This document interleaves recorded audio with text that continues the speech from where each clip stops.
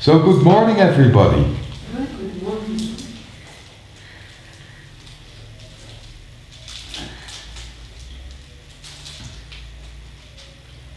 So today is the last day of Healing Principle 6.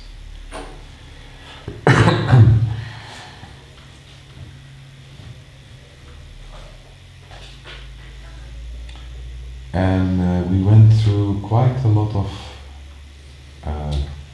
different issues during the morning talks, all based on authenticity.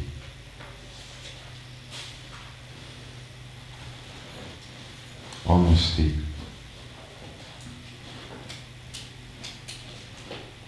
expressing yourself in the world, and the depth of connection with yourself. And we talked a lot about losing connection with yourself, and also about how to regain it. And yesterday, in the end of the talk, I promised to talk a little bit about two laws which are moving through us.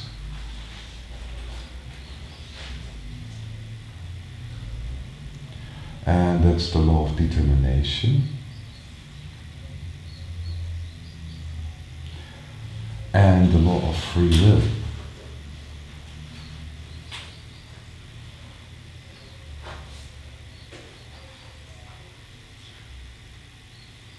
So the law of free will, when you look into it, is basically means that we have the freedom to decide. We have our own will.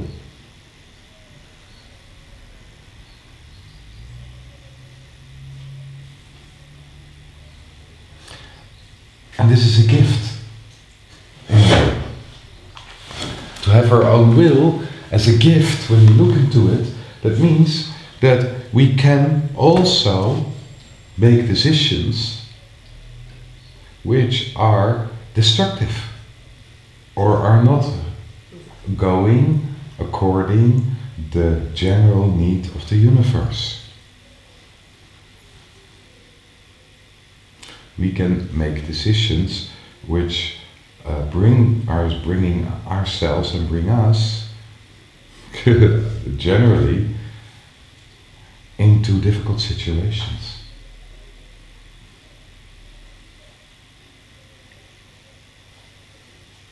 So if you just imagine that we didn't have a free will. If we didn't have a free will, we wouldn't miss it. If we didn't have a free will, everything would go according as planned.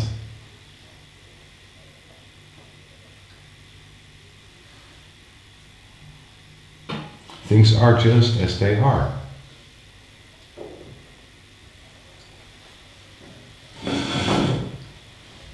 But it also would mean that a whole area of development wouldn't be possible. A whole area of understanding wouldn't be possible.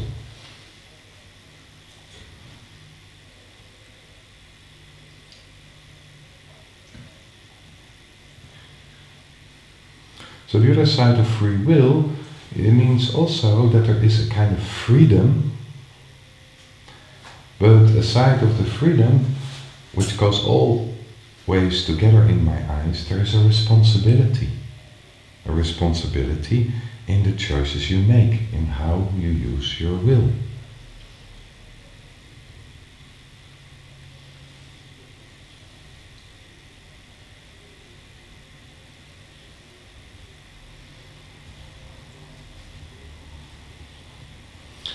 And most of us are wrestling with this responsibility. We make a choice and then it doesn't turn out as we want it to be. And then we complain.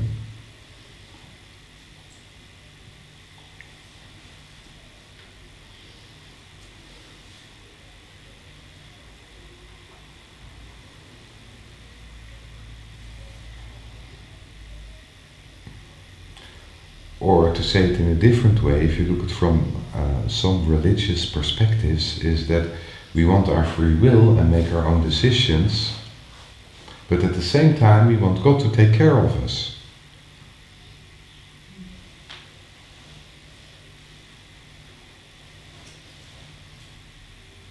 You see the contradiction in this?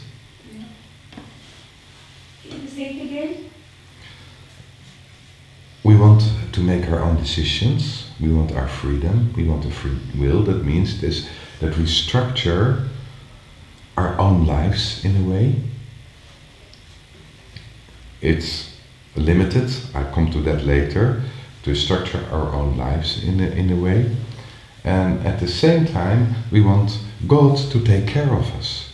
So if we make decisions which brings us into trouble, then we don't want to take responsibility for it, we want somebody to solve it for us. You understand?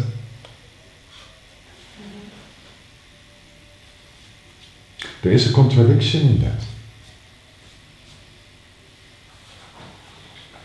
If there is really a gift of free will, that means that we also have the freedom to get into deep shit. And also have the freedom to move ourselves out of it or more deeply into it.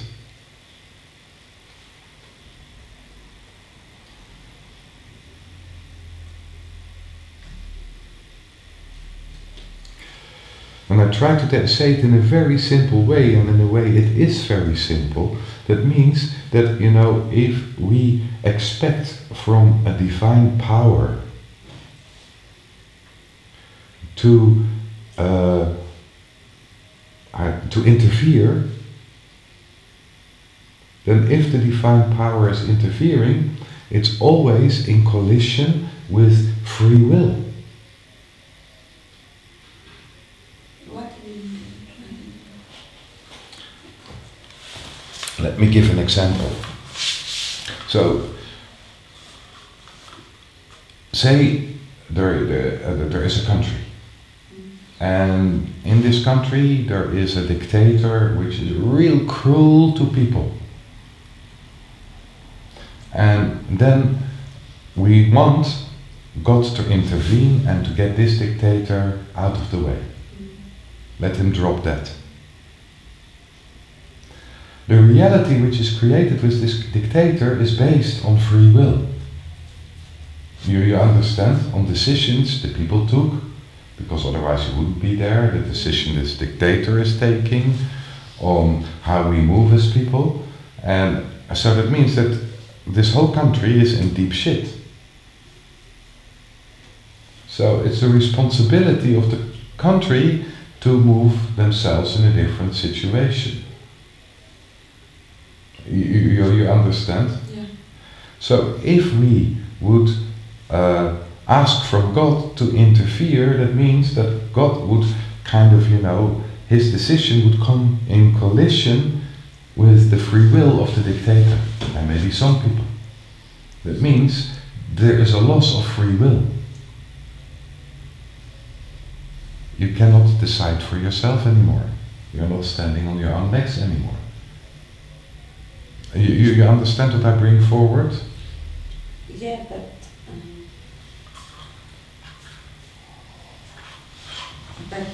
when people are in deep shit, they are willing to give up their free will. When people are in deep shit, it's difficult to, they are not willing to take up their free will. No?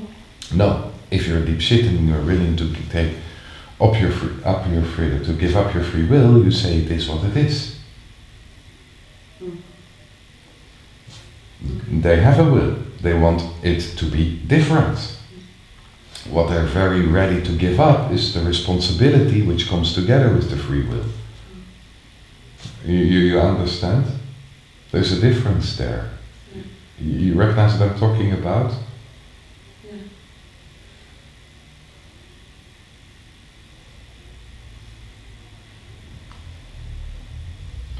But maybe it's not connected directly, but there's, like which said that if there is, like a tank is hit and everyone is killed except for one person. Yeah. So God said, this one person, he also killed the other soldiers. Exactly. If you say God saved this person, then he also killed the other persons. And I don't think that God did that. I think that the humans who kind of shot the grenades to the tank is more responsible for this as God. And of course behind him is the general who ordered it, or the sergeant, the sergeant, or whatever. Do you mean that when we are ill and we are giving the responsibility of our sickness to the doctor, it's also we are not taking responsibility? This is relative. We cannot give the responsibility to the doctor. This is not. This is absolutely not realistic. You hope that he will heal you, yes? And the doctor will not heal you.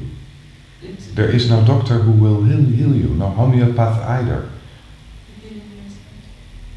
What the doctor does, what the homeopath does, what an acupuncturist does, is that he tries to create the highest possible situation, to say it like this, in which your own body, your body is part of you, can heal yourself. There's many operations which are perfect, but the patient dies. An operation is perfect because what you take out is sick tissue, maybe a cancer, and what you hope is that the person who's got an operation or got medication, that it helps this person to heal him or herself. So if the healing process doesn't take place, you're powerless as a doctor. In the end, we heal ourselves.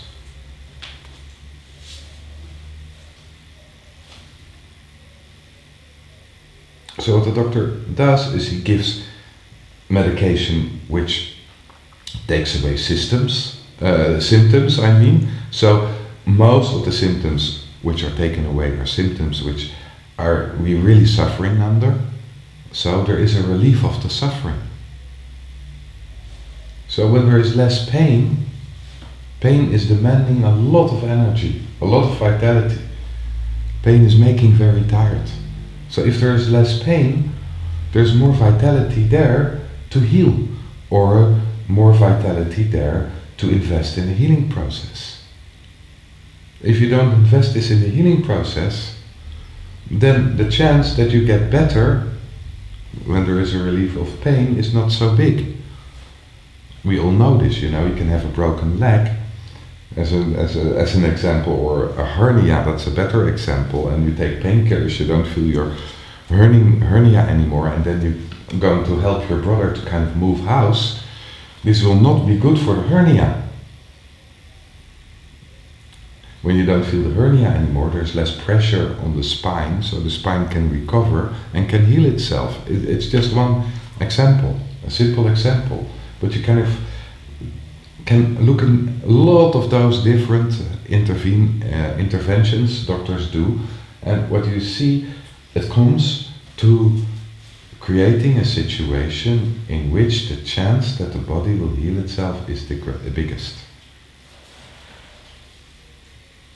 This is basically what we're doing. As a healer, we do exactly the same. We cannot take away the healing process of another person. And if you, if the therapist or whatever it is, doctor, whatever it is, helps you to be part of the treatment, you know, take also part of the responsibility in an active way, not just as I'm letting you in, and in an unconscious way you will do your best to heal, but to really take it actively. It's a different way of taking responsibility. In modern medicine now, what you see more and more is that doctors also are giving more responsibility to the patients, which is realistic. Yeah, it's more. And it's basically the patient's attitude we should look at. And the patient's attitude is an attitude which is a reflection from the healers, if it's a doctor, a healer, an acupuncturist. You know, if you come to somebody and he's going to, he tells you, okay, you know, don't worry, I take care of this, and I take care that your symptoms will go away. Then you take away responsibility. This is not realistic. But there is a lot of patients, clients I get as well, which come with a complaint, and then Dr. Bart, help me, save me, change my life.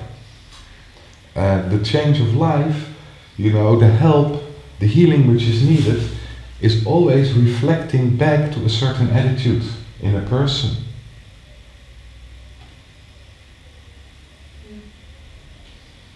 And what's important is also to look at this attitude and to look for healing and giving another person authority over your own healing process in a way that you let go totally of it, and if you don't heal, it's not a good doctor. That could be that the doctor doesn't understand shit of it. Some people would come to me and maybe I don't understand it right. This is always possible. It's a process. But the main thing is to educate people who come as clients, as patients, in a way that they step by step are taking responsibility for their own life. And sometimes there is a suffering, you know, which cannot be lifted medical or in any way. Then what the person is really helped with is to learn to live with such symptoms as comfortable as possible, which is a whole learning process. By taking responsibility for it. What can I do? What can I not do? What's increasing the pain? What's making the pain less? What's still possible? What's not possible? How to deal with this? And also this is built in the medical system. Yeah? I have a different question. If somebody has like a cancer and the doctor said, like the conventional doctor said, there is nothing you can do, there is not going to help. Yeah. Is there still something that they can do? Of course. As long as we are living, there is hope. If you want to live. But at the same time, you know, there's also something going on which kind of is bringing your life to an end. I cannot decide for any patient, anybody, where you find exactly the point where a person starts to, where it becomes important to get peace with the death process which is coming forward in such a case, and the point till when you are still fighting to get better. And this can overlap. You understand? So basically, if we've got cancer all the time. Our cells are replacing themselves all the time, and sometimes that goes wrong, and then cancer cells are born. So most of the times, almost always, the body recognizes the cancer cell as a wrong cell and gets rid of it. The white blood cells get rid of it. So there is no cancer developing. Sometimes the body doesn't get rid of it quickly enough and the cell starts to divide, and then after a few divisions the body recognizes it and gets rid of it. But if the amount of cells, cancer cells, are moving over a certain critical amount, then the body will not react to it so much anymore. And again, I say so much anymore because this is not absolute, but will not recognize it as something which doesn't belong in the body. So then cancer will grow out and we get into trouble.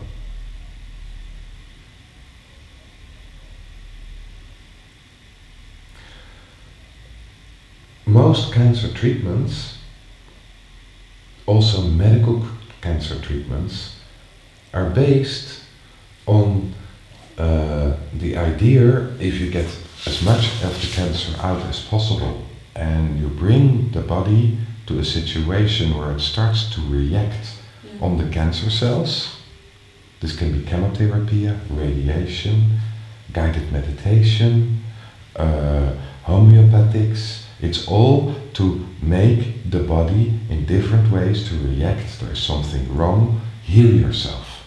You understand? Also radiation. You kill as much as possible from the cancer cell. A lot of cells are damaged in the same tissue around it, and you hope that the body, in kind of getting rid of all these damaged cells, also get rid of the last cancer cells which are there. If you look at chemotherapy, they're working in certain tissues, the tissues where the cancer is, through the whole body. So you get damaged cells in all these tissues. So if the body starts to kind of work like crazy to get rid of all the damaged cells, what we hope is that also if there's some cancer cells in between them, the body gets rid of them as well. I'm saying it in a very simple way, but this is the principle. If you do guided meditation in which you know here is a cancer cell, and you connect with your T cells, and you kind of show the T cells where the cancer is with a strong mental message, get rid of this. This has a very positive influence. Some people heal like this. I wouldn't say one is replaceable by the other, but some people heal like this. This is a possibility as well. But the principle is the same. And behind the principle is the same principle. You understand? It's our body healing itself.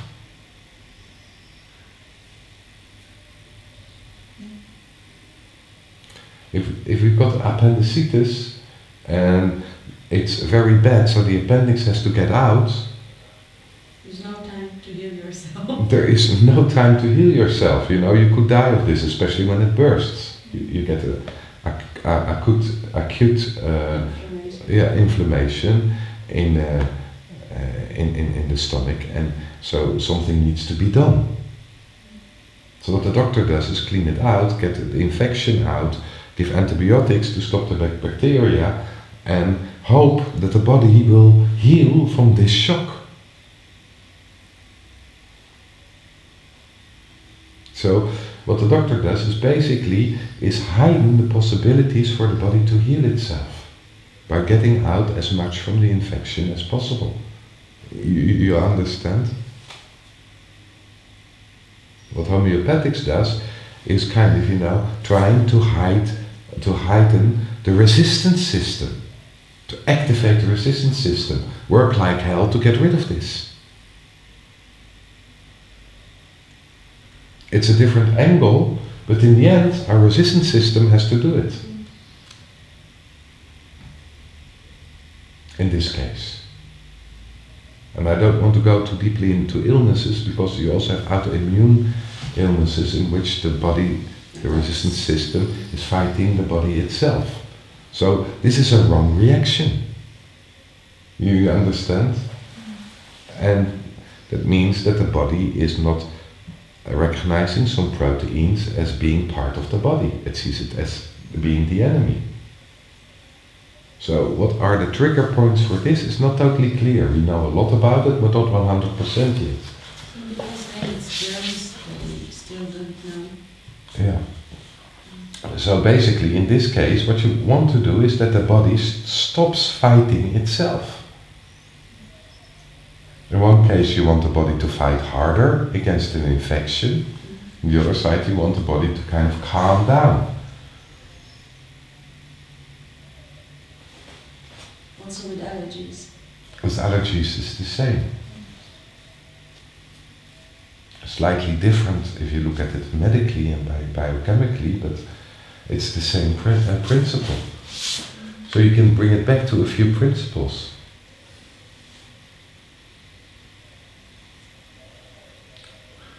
So there is a reason why the body is doing this. And we try to understand these reasons. This reason can be physical. This reason can be connected with our genes, inheritive, The reason can be mental, the reason can be a shock, something that happens in your life which triggered something. It can be a combination. This is really, really, really complex.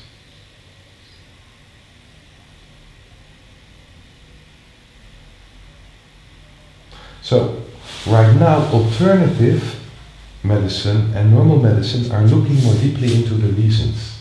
Normal medicine has the tendency to look into the reasons more biochemically. Alternative medicine has the tendency to look more into it spiritually and psychologically. But it's their both. At a certain moment, both ways need to come together. And the more you understand about the reason, the more you can give the right information, the right tools to a patient to heal himself. This is the only reason. It's not to blame, not to say it's stupid that you got rheumatism. It's absolutely stupid to say that it's stupid that you got rheumatism. But this helps for rheumatism, this helps for rheumatism, and this helps for rheumatism. And maybe at a certain moment you can say, this is, if you kind of understand this or work through this, or if we can change this, you understand you can heal from it.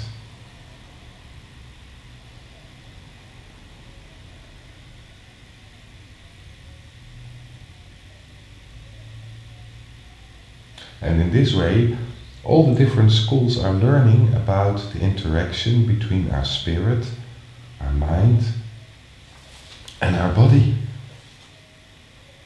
And you can look at it from the side of the physical, or from the side of the mind and the spirit, soul. It doesn't matter so much. But what you see, that free will is playing a role in this. How we want to move with it.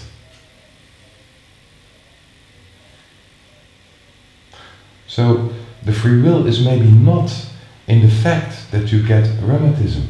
The free will is maybe not in the fact that you get an accident. The free will is maybe not in the fact that you lose a child. Nobody is choosing for this. You understand? So when we look to the other law, the law of determination, so the law of determination are things which are happening, are written down, or not written down, is a way of saying it, which are happening in your life. We will meet in our lifespan. Whatever we do, this will come forward. And there is a need for law of determination. It gives a structure. If the law of determination wasn't there, you know, the universe would be one big chaos.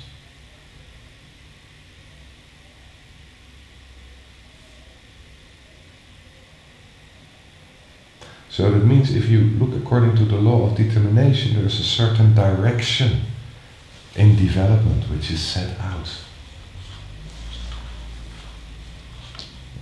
And the free will gives us the opportunity to interfere with this direction to a certain point. Absolutely not totally.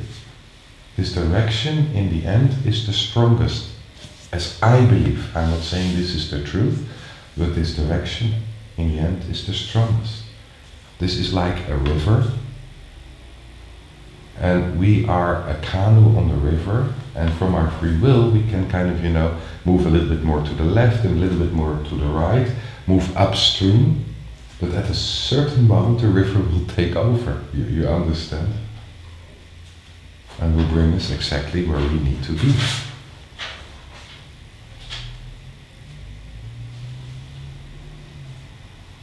So we don't really have a total free will. In some areas we have absolutely a free will. In deciding what will happen in our lives, it's not absolute. In deciding the form of the future, it's not absolute. But how we're going to take it?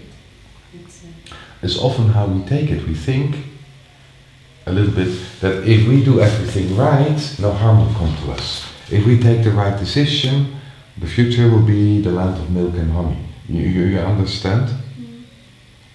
We don't know. You don't know exactly what the future will bring. Everything is possible. It's possible that right now a meteorite will hit the Earth. And a whole century of disaster will start. All of this is possible. We don't know. If you look at the universe and you look at the solar system, and I'm not saying this to frighten you, but the balance through which life on Earth is possible is so precise.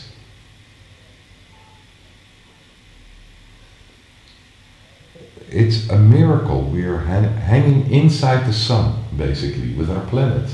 It's inside the corona of the sun. We are inside the sun, the atmosphere of the sun. That means that solar wind all the time is blowing over us.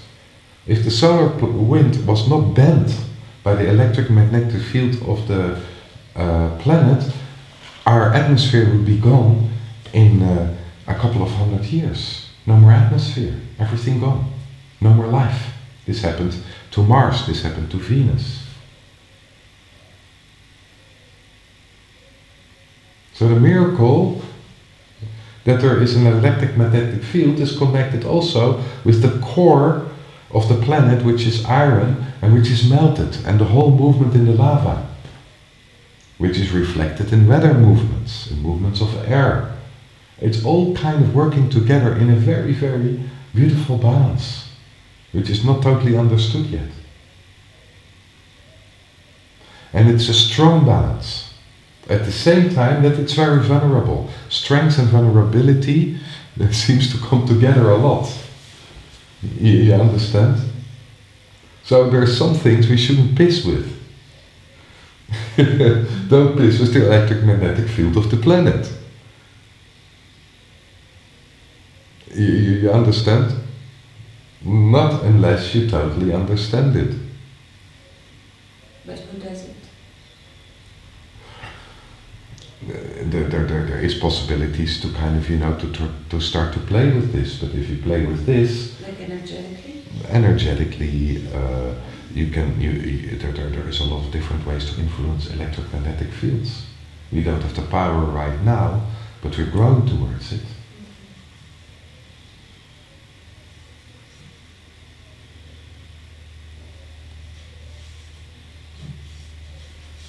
Basically, an electromagnetic field is an endless source of energy.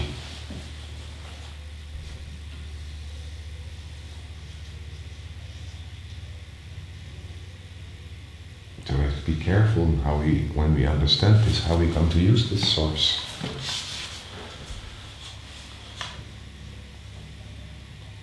And I don't want to talk science fiction, but if we are able more and more deeply understand how this is built and how this is working, it could also kind of give us the opportunity to recharge electromagnetic fields maybe in other planets and start life there. There's a lot of possibilities, and that's kind of nice, but we have this connection between determination and free will. Let's go back to the subject.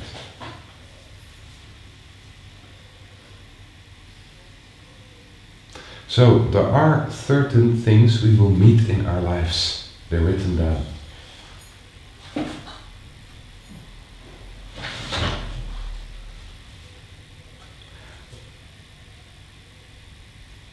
Then we have absolutely the free will, how we're going to deal with this. We have a free will, how we will express this, how we will give these facts form in our life. In the first place, towards ourselves. Like what you brought forward before, Maital, like the free will to choose between a homeopath or a naturopath and a doctor when something is going on. This is a free choice we can make. All the direction will bring forward slightly different attitude towards the lesson you go through. Will have an influence on the healing process, an influence on how we learn for the fact what happened. You understand?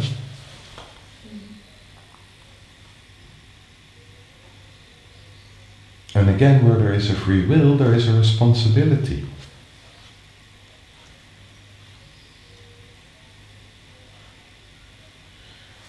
So,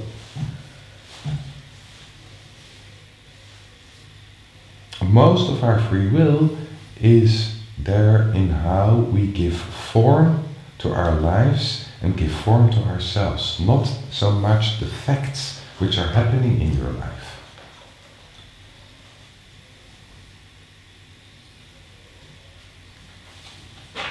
But how we give form, how we develop in it. That's the free will. Yeah, that's part of the free will.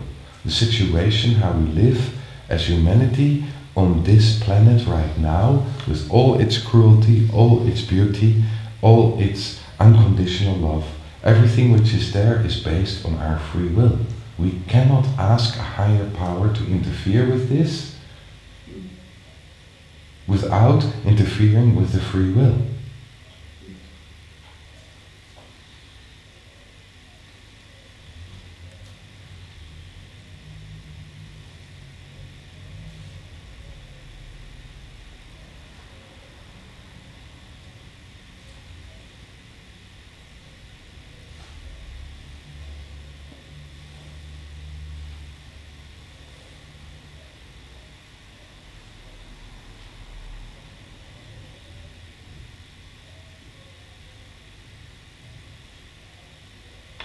So to say it in a very, very simple way, we have life and life itself, and we have how we are interacting, dealing with life.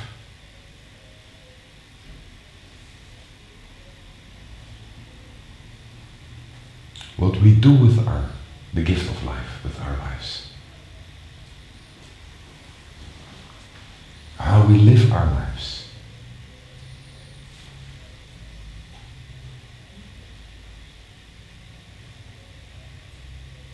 So the movement of life itself, I think, is very much kind of moving according to need, what is needed. And need is the basis of the law of determination. The law of determination is moving through need. This is needed. For whatever reason, my mind is really much too small to understand the total need of the universe and why things are moving as they are moving. But things which are determined are moving according to a greater need, a need which is bigger as our need. As the family need is more important as the individual need. The need of a society is more important as the family need. The need of humanity is more important as the need of one country. The need of the universe is more important as the need of one planet or the need of the solar system. Although that's totally connected, those two, I think.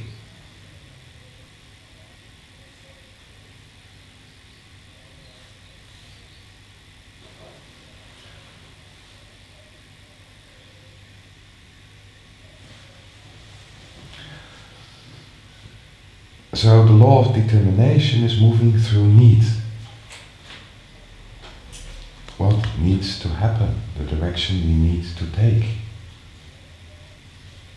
And you can analyze this in a scientific way or in a non-scientific way.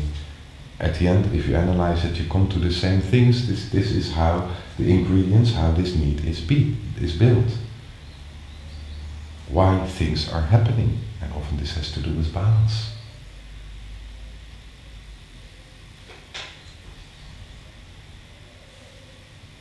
all sides finding balance.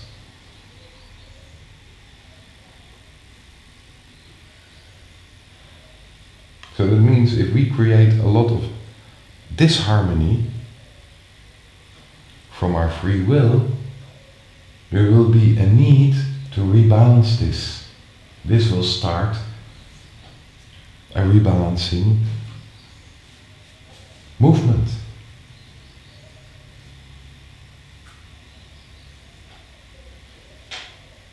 This is as well internally, inside ourselves, as outside ourselves.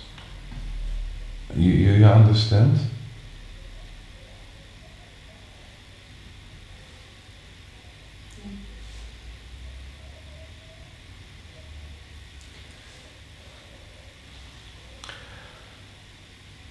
Anger is part of the needs of the universe. We've got anger.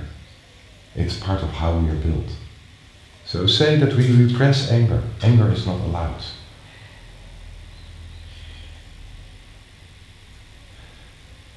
So in an individual, if anger is not allowed, at a certain point, anger will explode. The more we repress anger, the more we lose control when anger is coming forward. You recognize this? Mm-hmm.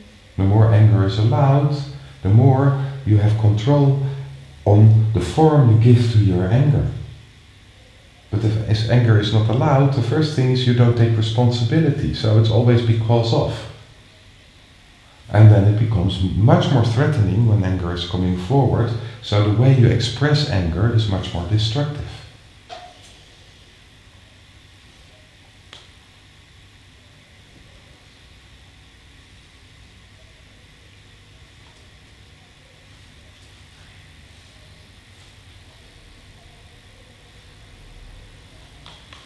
So what you see, according to need, determination, we are forced in a lesson in which we are confronted with anger again and again and again and again.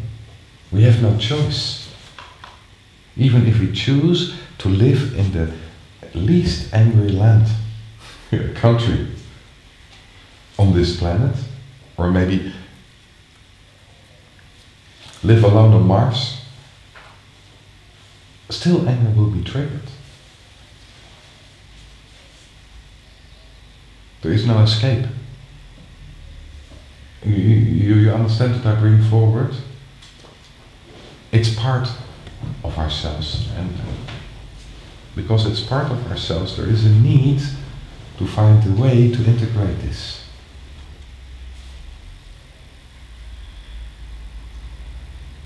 I say it in a very simple way, but it's understandable, I hope. So inside ourselves and outside ourselves, in the things which are there, what is there, what takes form in us, how it comes forward, the direction we are in, what we need to be confronted with in our lives, what we meet, where there is not a freedom of choice. Our attitude and how we use the freedom of choice is incredibly important. So in this, at a certain moment, you can become really angry because this free will, when you look to what is moving according to the law of determination, our free will is not that big. It's gigantic on the area of attitude, but what we really can decide in our lives, in important influences, is not that big. It's according to need. And partly the need is created by our free will. Because we take actions from our free will in a certain direction, and then there is a need to rebalance this. You understand? Because the universe itself is constantly looking for balance, like nature is rebalancing itself constantly.